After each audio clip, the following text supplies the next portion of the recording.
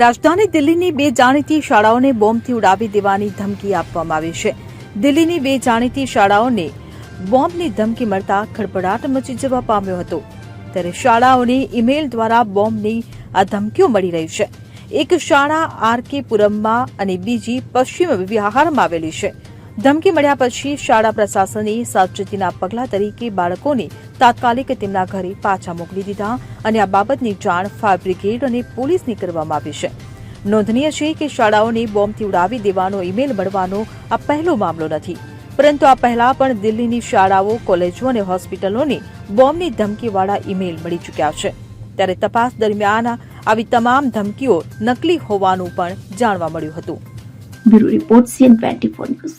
હવે જુઓ દેશ દુનિયાની તમામ ખબરો તમારી આંગળીના ટેરવે.